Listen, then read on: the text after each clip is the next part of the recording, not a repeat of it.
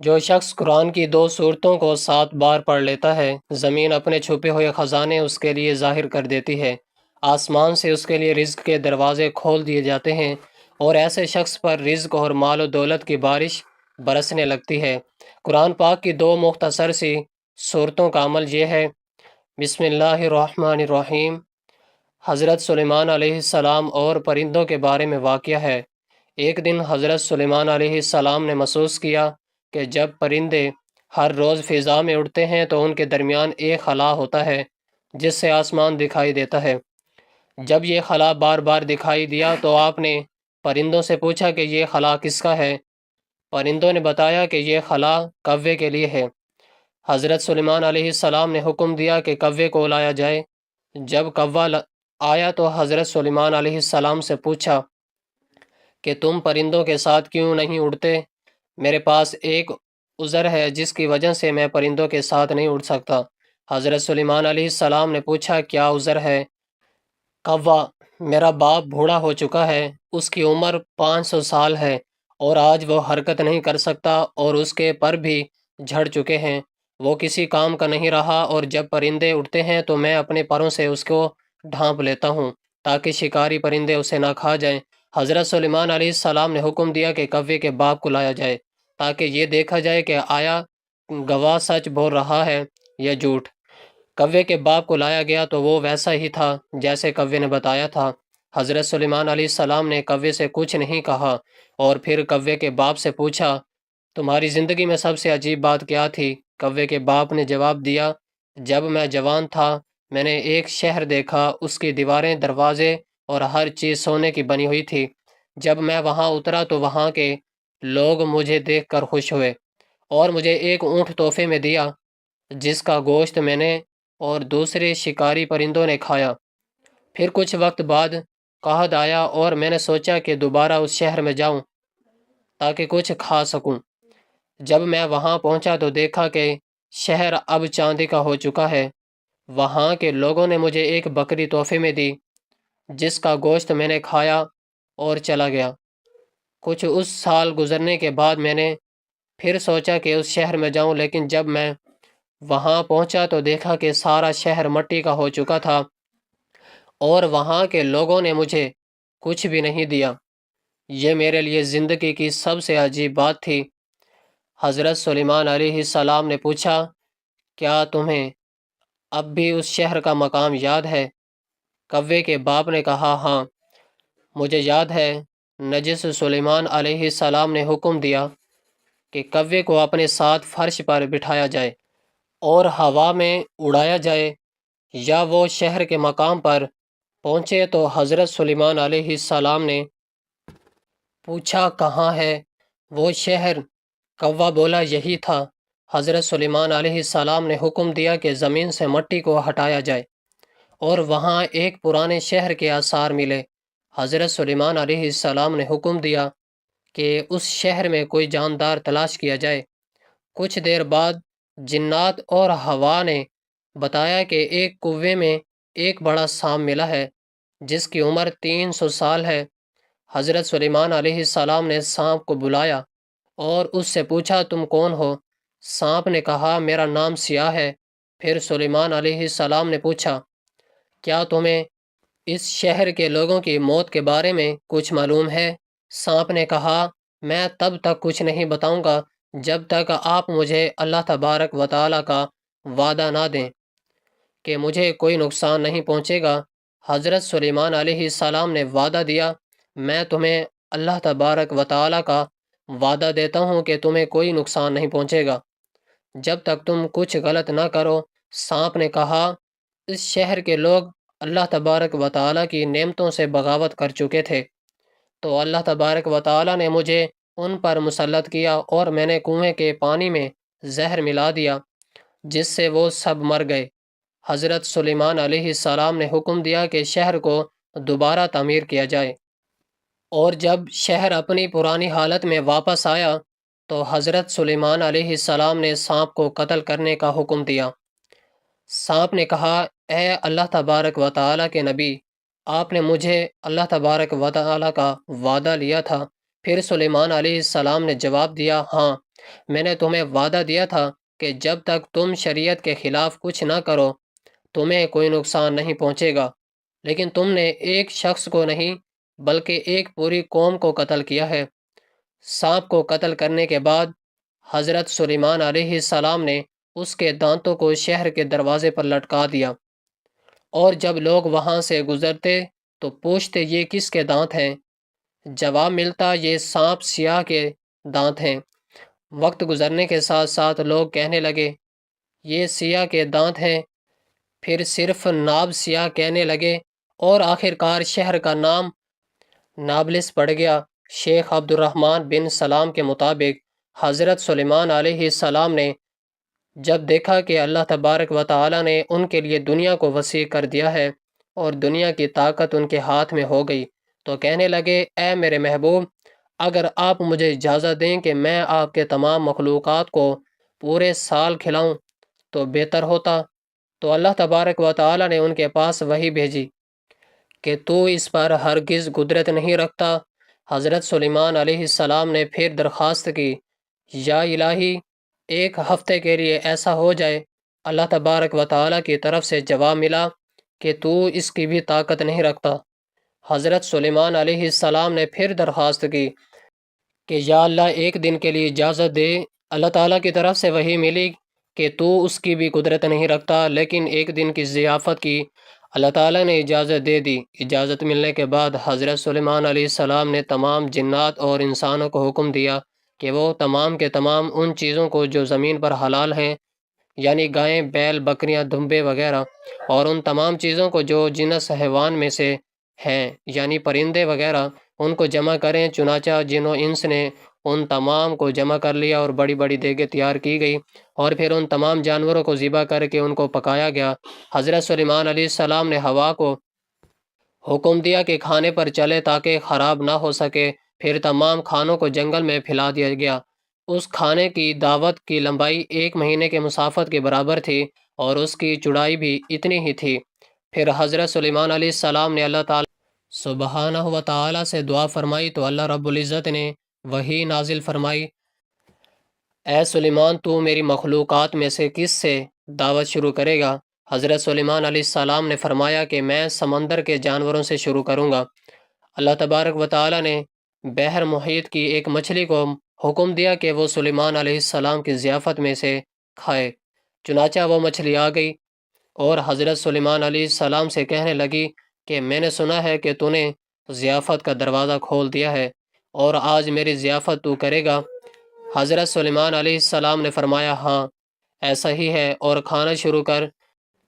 چنانچہ وہ مچھلی آگے بڑھی اور دسترخوان کے شروع سے کھانے لگی۔ مچھلی نے اس قدر کھایا کہ کچھ دیر میں جتنا بھی کھانا تھا سب کچھ اکیلے کھا گئی۔ سب کھا کر مچھلی نے حضرت سلیمان علیہ السلام کو آواز لگا کر کہا اے سلیمان مجھے اور کھانا کھلاؤ۔ حضرت سلیمان علیہ السلام نے حیرانگی سے فرمایا کہ تو سب کچھ کھا گئی ہے، اب بھی تیرا پیٹ نہیں بھرا؟ یہ جواب سن کر مچھلی بولی کیا مہمان کے لیے میزبان کا ایسا جواب ہوتا ہے؟ اے سلیمان آپ خوب جان لیں کہ میرے لیے جتنا آپ نے پکایا اتنا کھانا میرا اللہ تبارک و تعالی مجھے دن میں 3 مرتبہ دیتا ہے، جبکہ تو آج میرے کھانے میں کمی کی وجہ بن گیا ہے اور تو نے میرے کھانے میں کمی کر دی ہے۔ یہ سننا تھا کہ اسی وقت اسی لمحے حضرت سلیمان علیہ السلام اللہ رب العزت کے سامنے سجدہ ریز ہو گئے اور کہنے لگے پاک ہے وہ ذات جو مخلوقات کے روزیوں کے ساتھ کفالت کرنے والی ہے، یہاں سے مخلوق جانتی بھی نہیں کہ آتا کہاں سے ہے۔ ابن ماجہ میں ایک حدیث ہے، رسول اللہ صلی اللہ علیہ وسلم نے فرمایا سلیمان ابن داؤد کی والدہ نے ایک دفعہ نصیحت فرمائی بیٹا رات بھر سوتے ہی نہ رہا کرو، اس لیے کہ رات کے اکثر حصے کو نیند میں گزارنا انسان کو قیامت کے دن اعمال خیر سے محتاج بنا دیتا ہے۔ اللہ تبارک و تعالی نے حضرت سلیمان علیہ السلام کو بہت سے معجزے عطا فرمائے۔ پہلا ایسی عظیم بادشاہت جو ان سے پہلے کسی کو نصیب ہوئی اور نہ ان کے بعد کسی کو میسر آئے گی۔ دوسرا انسانوں کے علاوہ جنوں اور شیاطین کو ان کے تابع کر دیا گیا۔ تیسرا، ہر طرح کے جانوروں کو نہ صرف آپ کا فرما بردار کیا بلکہ ان کی بولیاں سمجھنے اور بولنے کی صلاحیت بھی عطا فرمائی۔ چوتھا، ہوا کو مسخر کر دیا کہ آپ ایک ماہ مسافت صبح و شام میں طے کر لیا کرتے تھے۔ پانچواں، ان کے لیے پگھلے ہوئے تانبے کا جذبہ جاری کر دیا۔ قرآن مجید کی 7 سورتوں میں 16 مقامات پر حضرت سلیمان کا تذکرہ ہے۔ حضرت سلیمان علیہ السلام کو اللہ تبارک و تعالیٰ نے علم و حکمت، فہم و فراست، فطانت و ذہانت اور بے پناہ حکومت فیصلہ سے نوازا تھا۔ ایک مرتبہ حضرت داؤد کے دربار میں 2 افراد ایک مقدمہ لے کر حاضر ہوئے۔ ان میں ایک بکری والا اور دوسرا کسان ساتھ تھا۔ کسان نے دعویٰ کیا کہ اس شخص کی بکریوں نے میرے کھیت میں گھس کر اسے تباہ و برباد کر ڈالا۔ حضرت داؤد نے اپنے علم و تجربے کے پیش نظر فیصلہ دیا کہ کھیتی کا نقصان بکریوں کے ریوڑ کی قیمت کے برابر ہے، لہٰذا بکریوں کا پورا ریوڑ بطور تاوان مدعی کو دے دیا جائے۔ فریقین عدالت سے باہر نکلے تو دروازے پر نوح حضرت سلیمان علیہ السلام سے ملاقات ہوئی۔ انہوں نے مقدمے کے بارے میں دریافت کی اور فیصلہ سن کر دونوں کو لے کر والدہ محترم کی خدمت میں حاضر ہوئے اور گزارش کی، اگر اجازت ہو تو اس فیصلے سے متعلق اپنے رائے پیش کرو۔ ٹھیک ہے۔ اجازت ملنے پر حضرت سلیمان علیہ السلام بولے، آپ بکریاں تو کھیت والے کو دے دیں تاکہ وہ ان سے فائدہ اٹھاتا رہے، اور کھیت کی زمین بکریاں والے کے سپرد کر دیں کہ وہ اس میں کاشت کر کے کھیت کو اس حالت میں لے آئے جیسا بکریوں کے چرنے سے پہلے تھا، پھر کھیت واپس کسان کو دے دیں۔ اور بکریاں بکری والے کو۔ حضرت داؤد کو یہ فیصلہ بہت پسند آیا۔ قرآن کریم میں ارشاد باری تعالیٰ ہے، اور داؤد اور سلیمان کو یاد کیجیے جب وہ کھیت کے معاملے میں فیصلہ کر رہے تھے کہ کچھ لوگوں کی بکریاں رات کو چر گئی یعنی روند گئی، اور ہم ان کے فیصلے میں موجود ہیں، اور ہم نے ان کا صحیح فیصلہ سلیمان کو سمجھا دیا۔ سورۃ الانبیاء۔ اہل سلیمان نے دعا مانگی، اے میرے پروردگار، میری مغفرت فرما اور مجھے ایسی بادشاہت عطا کر جو میرے بعد کسی کو بھی میسر نہ ہو، بے شک تو بڑا عطا فرمانے والا ہے۔ حضرت سلیمان علیہ السلام کی یہ دعا اللہ تبارک و تعالیٰ کے دین کے غریبوں کے لیے ہی تھی، چنانچہ اللہ عز و جل نے دعا قبول فرمائی اور انہیں عظیم الشان حکومت عطا فرمائی۔ آپ ہفتم اقلیم کے بادشاہ تھے، دنیا کے ہر شے آپ کی مطیع اور فرم بردار تھی۔ ہوا کو حکم دیتے تو وہ مہینوں کا سفر گھنٹوں میں طے کر دیتی، چرند پرند ہر حکم کی تابعداری کے لیے حاضر ہوتے، سرکش جنات ہر وقت نہ ہاتھ باندھے احکامات کی بجا آوری اقلیت تیار رہتے، اور شیاطین زنجیروں میں جکڑے رہتے۔ قرآن مجید میں ارشاد ہے، اور ہم نے تیز ہوا حضرت سلیمان علیہ السلام کے تابع کر دی جو ان کے حکم سے اس ملک میں چلتی تھی جس میں ہم نے برکت دی تھی، یعنی ملک شام، اور ہم ہر چیز سے باخبر ہیں۔ حضرت حسن بصری فرماتے ہیں کہ ہوا کے مسخر کرنے کا واقعہ حضرت سلیمان علیہ السلام کے ساتھ اس وقت پیش آیا جب آپ اپنے لشکری گھوڑوں کے معائنے میں مصروف تھے۔ اس اثناء میں آپ کی عصر کی نماز فوت ہو گئی، چنانچہ اس غفلت کا سبب گھوڑے بنے تھے، لہٰذا انہوں نے اپنے ان خوبصورت اور بیش بہا گھوڑوں کو ذبح کر دیا۔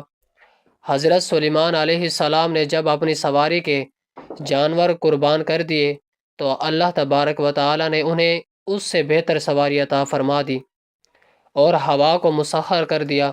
حضرت سلیمان علیہ السلام کے ان گھوڑوں کا واقعہ قرآن کریم کی سورۃ صاد میں موجود ہے۔ ارشاد باری تعالیٰ ہے، اور ہم نے سلیمان کے لیے ہوا کو مسخر کر دیا۔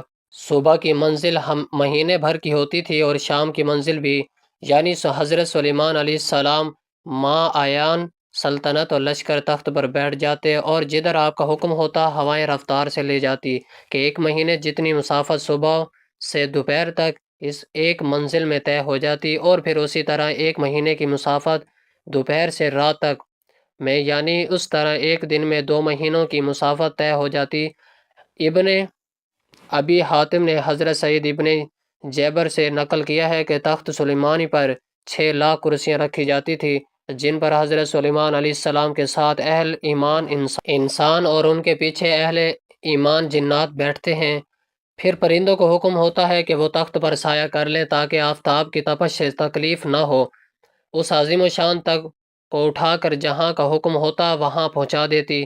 بعض روایات میں ہے کہ اس ہوائی سفر کے وقت پورے راستے حضرت سلیمان علیہ السلام سر جھکائے اللہ تبارک و تعالیٰ کا ذکر و شکر میں مشغول رہتے۔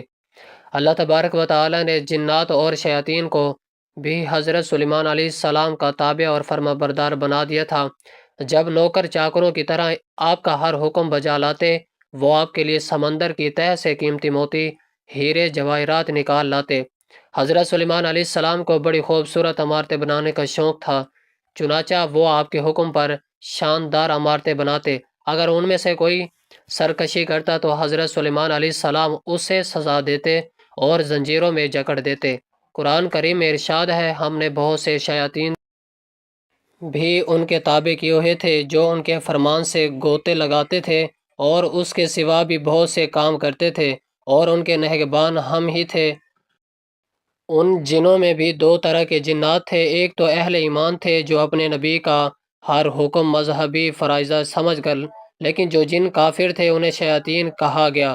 وہ اپنے کفر اور سرکشی کے باوجود حضرت سلیم کے تابع فرما بردار تو رہتے، لیکن ان سے نقصانات کا بھی اندیشہ تھا، اس لیے اللہ تبارک و تعالیٰ نے ان کی حفاظت فرمائی۔ قرآن کریم میں ارشاد ہے، جو کوئی ان میں سے ہمارے حکم سے پھرے گا اس کو ہم آگ کا مزہ چکھائیں گے۔ مفسرین فرماتے ہیں کہ اللہ تبارک و تعالیٰ نے ایک فرشتہ مقرر فرما دیا تھا جس کے ہاتھ میں آگ کا سوٹا ہوتا، جو جن حضرت سلیمان کے حکم سے سرتابی کرتا، فرشتہ اسے سوٹا مارتا جس سے وہ جل کر بھسم ہو جاتا۔ بھاوالا قرآن کریم میں ارشاد باری تعالیٰ ہے، اور ہم نے ان کے لیے تانبے کا چشمہ بہا دیا۔ اللہ تعالیٰ کی جانب سے حضرت سلیمان وہ عطا کیے گئے معجزات میں سے ایک پگھلے ہوئے تانبے کی وہ چشمے ہیں جن میں جنات بڑی بڑی دیگیں، لگن برتن اور بحری جہاز تیار کیا کرتے تھے۔ تورات اور جدید تاریخی تحقیقات سے پتہ چلتا ہے کہ حضرت سلیمان نے بڑے پیمانے پر بحری تجارت کا سلسلہ شروع کیا تھا۔ ایک طرف اسیون جابر سے ان کے تجارتی جہاز بحر احمر میں یمن اور دوسرے جنوبی و مشرق ممالک کی طرف جاتے، اور دوسری طرف بحر روم کی بندرگاہوں سے ان کا بیڑا، جیسے بائبل میں ترسی بیڑا کہا گیا ہے، مغربی ممالک کی طرف جایا کرتا تھا۔ ایسیون جابر میں ان کے زمانے کی ایک عظیم و شان بٹھی ملتی ہے۔ آثار قدیمہ کے ماہرین کا اندازہ ہے کہ یہاں اوم کے علاقے عربا کے کانوں سے خام لوہا اور تانبا لایا جاتا اور اسی بٹھی میں پگھلا کر اسے دوسرے کاموں کے علاوہ جہاز سازی میں بھی استعمال کیا جاتا تھا۔ اس سے قرآن مجید کی اس آیت کا مفہوم واضح ہوتا ہے جو سورۃ سبا ہے، حضرت سلیمان علیہ السلام کے متعلق آئی ہے کہ اور ہم نے ان کے لیے پگھلی ہوئی دھات کا چشمہ بہا دیا۔ حضرت سعدی فرماتے ہیں کہ حضرت سلیمان علیہ السلام کے عہد میں قحط پڑا تو آپ نے لوگوں کو نماز استسقاء کے لیے نکلنے کا حکم دیا۔ جب نماز پڑھنے میں میدان میں گئے تو وہاں ایک چونٹی اپنے قدموں پر کھڑی دعا کر رہی تھی، اے اللہ تبارک و تعالی، میں بھی تیری مخلوق ہوں، ہمارا بھی تیرے فضل کے بغیر چارہ نہیں، تو اے اللہ تبارک و تعالی ان پر بارش برسا دے۔ یہ سن کر آپ واپس آ گئے اور لوگوں کو کہا کہ بارش ہو جائے گی۔ ایک مرتبہ حضرت سلیمان علیہ السلام نے پرندوں کی حاضری لی تو معلوم ہوا کہ ہدہد غائب ہے۔ بغیر اطلاع غیر حاضر ہونے پر آپ کو غصہ آ گیا اور فرمایا، اگر ہدہد نے غیر حاضری کی وجہ نہ بتائی تو ان سے سزا دوں گا اور ذبح کر دوں گا۔ حضرت عبداللہ ابن عباس سے سوال کیا گیا کہ ان تمام پرندوں میں سے خود ان کی تفشیش کی کیا وجہ تھی؟ آپ نے جواباً فرمایا، حضرت سلیمان علیہ السلام نے کسی ایسے مقام پر قیام فرمایا جہاں پانی نہیں تھا۔ اللہ تبارک و تعالیٰ نے ہدہد کو یہ خاصیت عطا فرمائی ہے کہ وہ زمین کے اندر کی چیزوں اور زمین کے اندر بہنے والے چشموں کو بھی دیکھ لیتا ہے۔ حضرت سلیمان علیہ السلام کا مقصود یہ تھا کہ ہدہد سے معلوم کریں کہ اس میدان میں پانی کتنی گہرائی میں ہے اور کس جگہ زمین کھودنے سے پانی کافی مقدار میں مل سکتا ہے، اور ہدہد کی نشاندہی کے بعد وہ جنات کو حکم دیتے کہ زمین کھود کر پانی نکالو۔ مفکرین دین اسلام اس بات پر بہت زور دیتے ہیں کہ جہاں دینی تعلیمات ایک عام انسان کی روح کو پاکیزہ کرتی ہے، وہی ایسی دینی تعلیم بھی ہونی چاہیے جو انسان کے روزگار اور رزق کے حوالے سے اس کی مددگار ہو۔ بلا شبہ رزق اور مال و دولت عطا کرنے والی ذات صرف اور صرف خدائے واحد لا شریک ہی ہے، اور جسے چاہے بے حساب اور رزق عطا فرماتا ہے۔ لیکن بزرگان دین نے کچھ ایسے طریقے ہیں کار بھی واضح کیا ہے جو دینی تعلیمات کے عین مطابق ہے اور شب روز کے آزمائے ہوئے مجرب عملیات ہیں۔ 400 سال پرانی کتاب اجزائے طریقت میں مفتی علامہ عبد القادر مصری رحمۃ اللہ علیہ سے منقول ہے کہ رزق خزانے کھلوانے والا ایسا عمل بتایا گیا ہے کہ جس کے کرنے سے انسان پر دولتی بارش ہونے لگتی ہے۔ خالصتاً قرآنی عمل ہے اور ہر مرد و عورت چھوٹا بڑا بآسانی اس عمل سے مستفید ہو سکتا ہے۔ قرآن پاک کے 2 چھوٹی صورتوں کا عمل ہے اور 7 اللہ تبارک و تعالیٰ کے ایک نام کا ورد ہے۔ ناظرین کرام، عمل میں بتایا گیا ہے کہ ہر روز بلا ناغہ 2 مرتبہ یعنی صبح فجر کی نماز کے بعد اور شام میں عشاء کی نماز کے بعد قرآن مجید کی 2 مختصر صورتیں پڑھنی ہیں۔ ان میں سے پہلی صورت سورۃ الفاتحہ ہے، اس کو 7 بار پڑھنا ہے، اور دوسری صورت سورۃ عالم نشرہ ہے تو اس کو بھی 7 مرتبہ ہی پڑھنا ہے۔ ان دونوں صورتوں کو 7 بار پڑھ کر اللہ تبارک و تعالیٰ کا ایک نام یا رزاق کو 313 مرتبہ پڑھنا ہے۔ اول آخر درود پاک پڑھیں اور اس عمل کو اپنی زندگی میں شامل کر لیں۔ انشاءاللہ اس عمل کی برکت سے زمین اپنے چھپے ہوئے خزانے ظاہر کرنے لگتی ہے اور بڑے پڑھنے والے کے لیے آسان سے رزق کے دروازے کھول دیے جاتے ہیں۔ ایسا شخص جو یہ عمل کرتا ہے اس پر رزق کی بارش ہونے لگتی ہے۔ مفتی علامہ عبد القادر مصری رحمۃ اللہ علیہ نے بہت سے واقعات کا ذکر بھی کیا ہے جن پر اس وظیفے کے سبب اللہ تبارک و تعالیٰ کی برکتیں اور رحمتیں نازل ہونے لگیں۔ یہاں اختصار سے بتانا مقصد ہے کہ بیش بہار وافر مال و دولت حاصل کرنے کا بیش قیمتی عمل ہے۔ اسے اپنے روزمرہ کی زندگی میں ضرور میں شامل کریں اور پھر اپنی آنکھوں سے اس کے اثرات رونما ہوتے ہوئے دیکھیں۔ اللہ تبارک و تعالیٰ سے دعا ہے کہ نیکی کی بات کو سننے، سمجھنے اور اس پر عمل کرنے کی طاقت و توفیق مرحمت فرمائے۔ میرا سنانا اور آپ کا سننا اپنی بارگاہ میں قبول منظور فرمائے، آمین یا رب العالمین۔ جزاک اللہ، اللہ ہم سب کا حامی و ناصر ہو۔